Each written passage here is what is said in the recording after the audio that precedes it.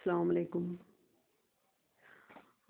6th class ہے یہ. 6th class کے بچوں آج کا ٹاپک جو ہے سبجیکٹ جغرافی سے ہے. The topic is asteroids and meteoroids. Asteroids and meteoroids. Apart from stars, planets and satellites, there are numerous tiny bodies which also move around the sun. These bodies are called asteroids.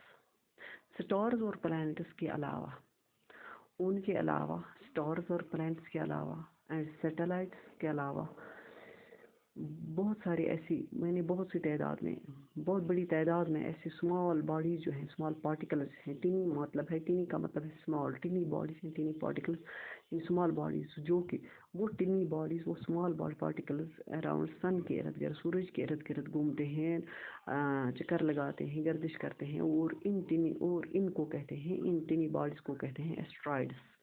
یعنی جو سورج کے ارد گرد گھومتے ہیں وہ ہیں asteroids.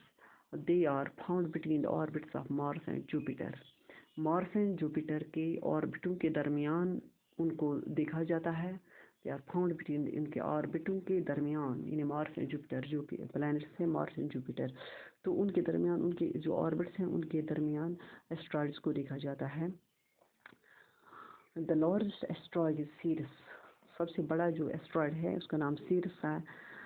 Meteoroids, the small pieces of rocks which move around the sun are called meteoroids. یہ small piece of rocks ہوتے ہیں, چٹانوں کے کچھ چھوٹے small piece ہوتے ہیں, چھوٹے ٹکڑے ہوتے ہیں یہ meteoroids, اور وہ move کرتے ہیں, وہ گھومتے ہیں یعنی گردش کرتے ہیں سورج کے ارد گرد, اور ان کو کہتے ہیں meteoroids. یعنی وہ ہوتے ہیں small pieces of rocks. Sometimes these meteoroids come near the earth and tend to drop upon it.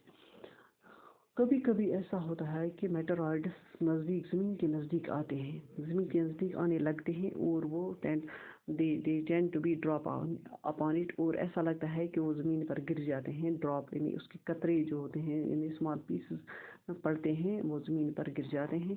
During this process due to friction with the air they get heated up and burn.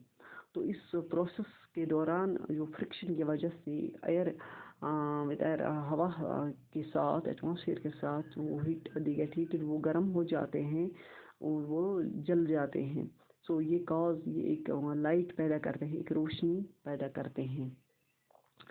A whitish broad band like a white glowing path across the sky on a clear starry night. A whitish broad band like a white glowing path across the sky on a clear starry night. Us whitish broad band کو کہتے ہیں Galaxy, کیونکہ اس کو Galaxy is a cluster of million of stars. It is a cluster of million of stars. یہ ایک group ہوتا ہے, cluster ہوتا ہے, millions of stars ہوتا ہے, جس میں millions of stars آتے ہیں, اس کلسٹر کو کہتے ہیں, اس گروپ کو کہتے ہیں Galaxy. This band is the Milky Way, یعنی ملکی وے گلیکسی. ملکی وے کیونکہ ملک کا رنگ جو ہوتا ہے سفید ہوتا ہے, وائٹ ہوتا ہے, اور یہ وائٹ نظر آتا ہے, اس کو وائٹ براڈ بینڈ کہتے ہیں. تو اس سولر سسٹم جو ہے, our solar system is a part of this galaxy. جو ہمارا سولر سسٹم ہے وہ پارٹ ہے, وہ حصہ گلیکسی کا ایک حصہ ہے, گلیکسی کا ایک پارٹ ہے.